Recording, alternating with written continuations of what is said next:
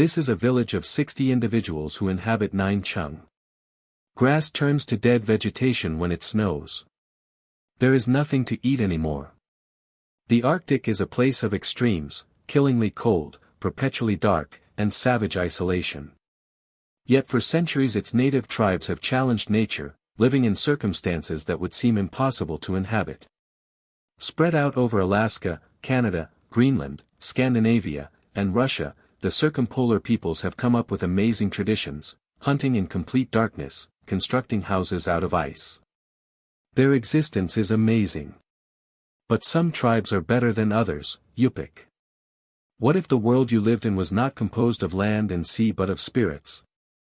If this kind of story touches your heart, if you're someone who cares about truth, responsibility, and speaking up for the voiceless, please like this video, subscribe to our channel Spark Science, and share it with someone who should hear it.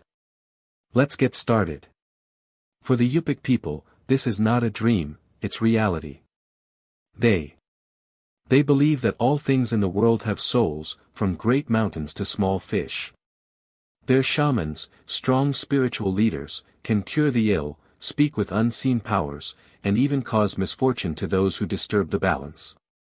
Elam Yua, the universal spirit, the unseen power that brought all things into being. This is the core of their beliefs. This profound respect for nature informs everything, their traditions, how they survive, and even their artwork. But their culture is not just spoken, it's carved, danced, and handed down. The Yupic carve wood and ivory into stunning sculptures and masks. The amazing thing about this is that each of these works has a unique story to tell.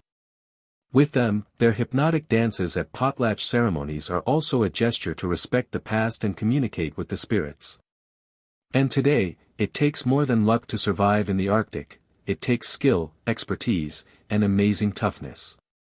With that, the Yupic have mastered both the land and sea, sealing, walrus, and caribou hunting with harpoons, spears, and kayaks.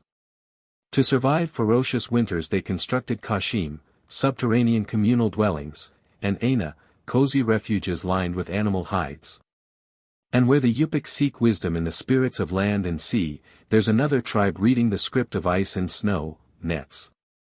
The Nenets are incredible people who have perfected the art of survival in one of the toughest ecosystems on our planet, the Siberian tundra. For centuries they have coexisted with their reindeer, creating a profound understanding of the snow, ice, and permafrost that surrounds them. For this people, to survive has become indelibly etched into their survival. And now, with the climate that they must live in, one of the Nenets' special talents is their understanding of reading the snow. With a lexicon that is full of words for various forms of snow, they are able to forecast the weather, locate the most suitable grazing grounds for their reindeer, and know when it will be safe to travel. In an age where climate change is moving quickly to reshape their world, such information has never been more important. Shifts in weather patterns and ice melting are interfering with their migration patterns and grazing areas, threatening their lifestyle. Meanwhile, the Nenets reside in chums, traditional cone-shaped reindeer hide tents. These homes are constructed to endure temperatures that can plummet to a bone-numbing -50 degrees Celsius. Yet, there is more to the chum than being a shelter. The hides are insulating, maintaining the heat inside and cold outside. They are also convenient to put up and down, an important feature given that the Nenets travel with their herds during seasonal migrations. It is also worth noting that family is paramount in Nenet society. They group into clans and trace lineage through the father. They have their territory and ways, and elders play a special role in advising. Still, it is the Tadia, the shamans, who actually keep the community going. As spiritual authorities together, they walk a fine line between man and nature, keeping the Nenets attuned to the land that feeds them. As year after year slips by, the Nenet way of life is in jeopardy. Industrial developments such as the Yamal mega project encroached on their territories, interrupting migration paths and bringing with them pollution. Encroachment onto their grazing grounds may well bring to an end Nenet traditional existence. Their unrestricted movement of the land is no longer a certainty, and the very habitat in which they have existed for generations is being transformed beyond their control. Survival in many forms is readily apparent. As the Nenets struggled with Siberia's harsh cold, another tribe battled something much worse than nature, Aleuts.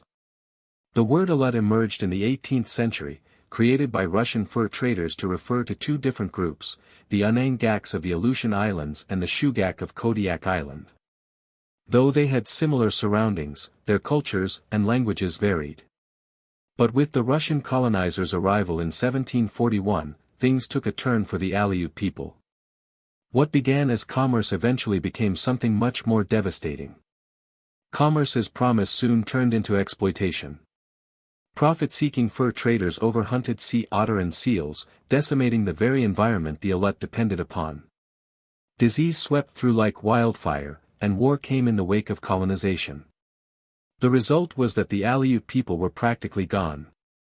From a vibrant community of about 25,000, the population plummeted to just 2,000 by the late 19th century.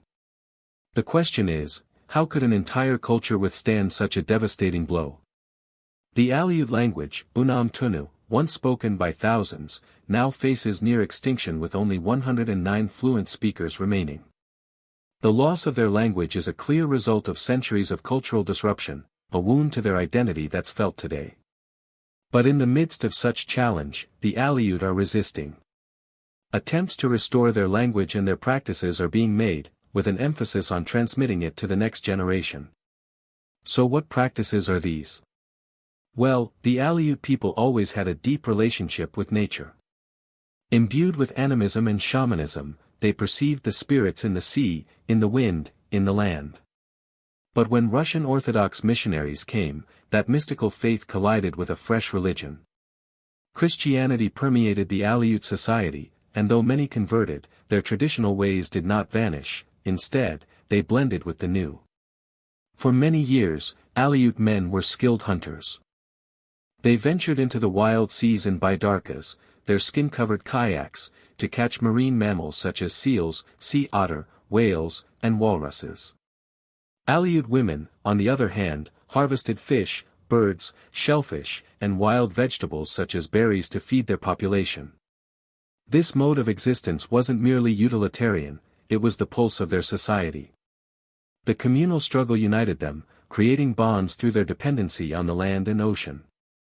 Then, of course, the Aleuts encountered something no one would have ever anticipated: World War II. In a dramatic turn of events, the United States government relocated them, under force, to internment camps with deplorable living standards. Families were separated and their existence was destroyed. The agony of this injustice wasn't realized until decades afterwards.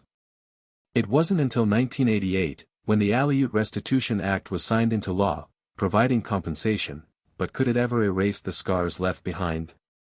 Whereas the Aleut struggle for their identity was forged in colonization and war, the Kaks had a more subtle battle, modern policies slowly eroding their culture. Kaks, the Koryak individuals, have lived in close connection to the earth and nature since time immemorial, with an abiding respect for nature.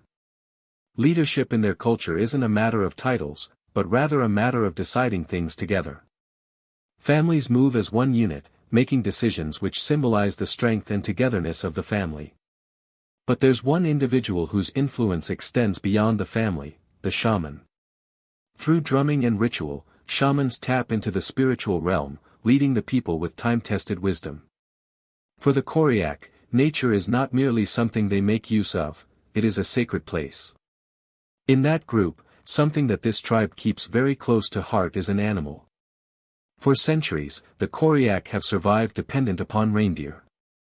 The reindeer is their sustenance, and it gives them clothes, food, tools, and transportation. Nothing goes to waste, from the meat to the hides, everything is utilized. They know how to live with the seasons, constructing semi-underground dwellings to weather the cold winters and strong tents to keep themselves cool during summer. Along the shore, Koryak made boats of wood and animal hides to net fish and sea mammals. In summer, women harvest berries and roots, taking advantage of the brief growing season to nourish their population. Nevertheless, with time, external factors have made it more difficult.